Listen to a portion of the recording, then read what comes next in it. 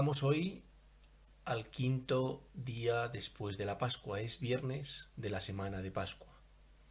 Y el Evangelio que la liturgia nos propone hoy es un Evangelio precioso, que está lleno de símbolos, lleno de gestos, de matices, de detalles. Yo te propongo que ahora que yo voy a leer el texto del Evangelio, te pongas en una situación de acogerlo con sorpresa, como si no lo hubieras escuchado nunca. Que intentes buscar esa cantidad de matices, de detalles, de símbolos, de gestos que te decía antes. Es del Evangelio de Juan. Jesús se apareció otra vez a los discípulos junto al lago de Tiberíades. Y se apareció de esta manera.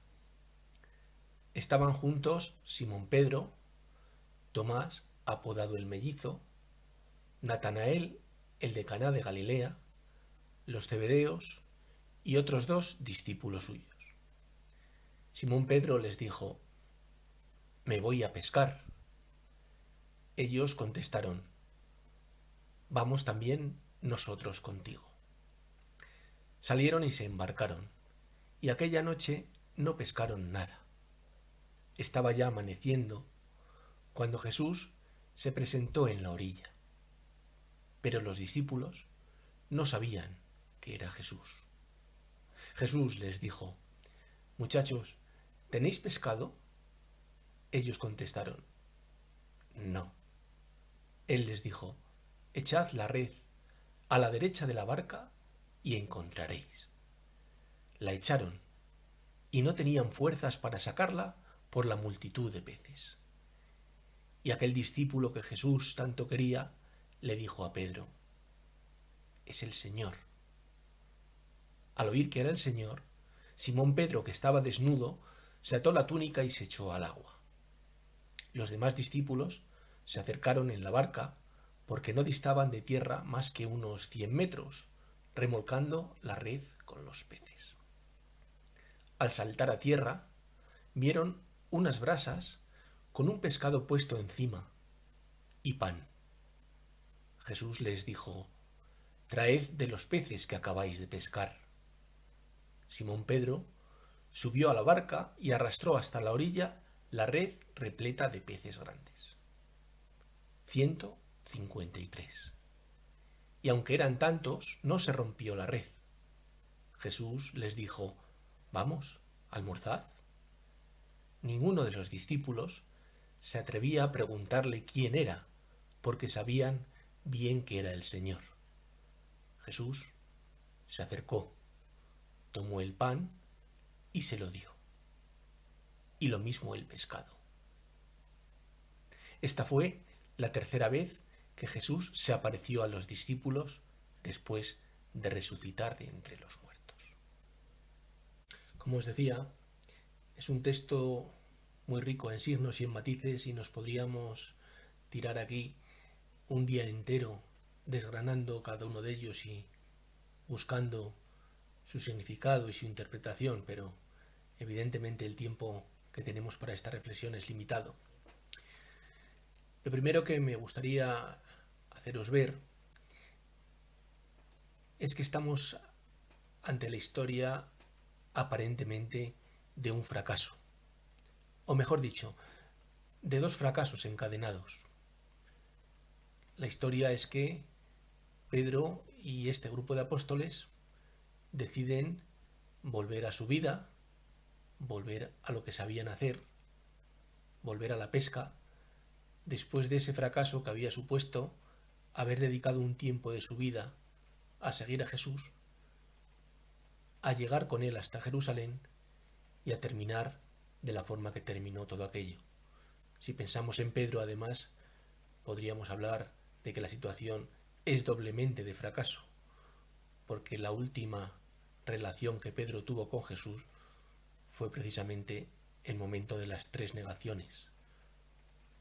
Bueno, pues después de este primer fracaso, en el que ya ellos han decidido que tienen que volver a su vida y tienen que volver a comer, pues vuelven al lago de Galilea, a donde empezó todo, y Pedro es el que toma la iniciativa y dice, pues me voy a pescar.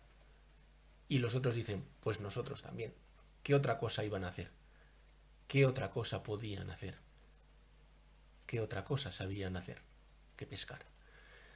Pues siete aquí que se echan la barca y las redes, que allí estarían aparcadas desde que Jesús les dijo, dejadlas y veniros conmigo a pescar hombres, pues retoman la barca y las redes, y hete aquí que después de una noche entera, el resultado de la pesca es el que es: 0. Este es el segundo fracaso. Ellos eran pescadores, ellos sabían lo que se traían entre manos, dominaban la técnica, dominaban las artes de la pesca, conocían el sitio, era su casa, el lago de Galilea, y sin embargo el resultado de la pesca es una decepción. Cuando ya están a punto de acabar la noche, importante el sentido de la noche, es cuando este fracaso redoblado toma su sentido tal y como nos lo presenta el evangelista Juan. Y toma el sentido porque alguien, que en un momento no saben quién es, les da unas instrucciones un poco contradictorias. Les dice, echad las redes al otro lado, a la derecha. Yo me imagino a Pedro diciendo, pero vamos a ver, nosotros que somos pescadores de toda la vida, que sabemos muy bien lo que nos traemos entre manos, ¿va a venir alguien aquí desde la orilla a decirnos dónde tenemos que echar las redes para pescar? Bueno, pues algo de confianza tuvo que haber, algo de obediencia, cuando ellos cogieron y echaron como último recurso las redes a donde aquel personaje les estaba diciendo. Y aquí es donde llegamos al punto central del Evangelio de hoy. En ese momento es cuando la red aparece repleta de peces. 153, un número de plenitud, y además la red puede con ellos. La fortaleza de la red, la fortaleza de la pesca. Este pasaje no es la historia de una pesca prodigiosa, es la historia de la aparición de Jesús a sus discípulos cuando ellos están pescando. Jesús no se aparece al final de la jornada, al atardecer, cuando están reunidos partiendo el pan. Jesús no se aparece por la noche, Jesús se aparece al amanecer. Y se aparece cuando ellos están en la brega, cuando están faenando, con más o menos éxito, pero por lo menos cuando lo están intentando. Desde luego esa apariencia del Jesús resucitado tiene algo que hace que ellos en un primer momento no lo reconozcan.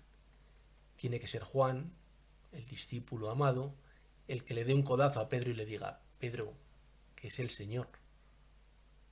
¿Qué sucedería en ese momento en el corazón de Juan para reconocer al Señor resucitado?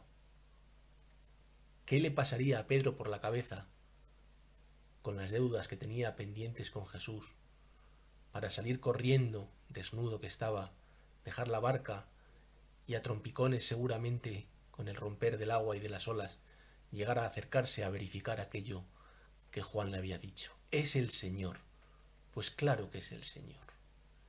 Y él les estaba esperando allí, en la orilla, con las brasas y con el pan, porque aquella comida, aquel almuerzo, estaba formado por los peces que ellos aportaron con su trabajo y con el pan, que en definitiva era el mismo Jesús, que se ponía enfrente de ellos y se ofrecía para que lo comieran.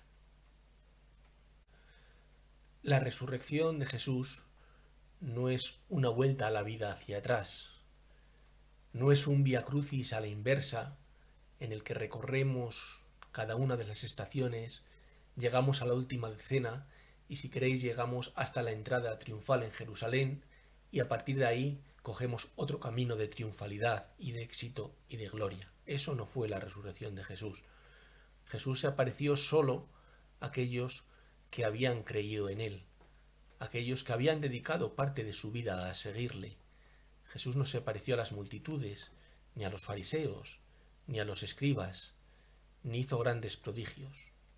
Jesús lo que iba buscando era reconstruir la comunidad de sus discípulos, la comunidad de los apóstoles, para que ellos, desde su experiencia y con la experiencia del amor de Jesús, empezaran otra vez a predicar la nueva vida y el nuevo reino.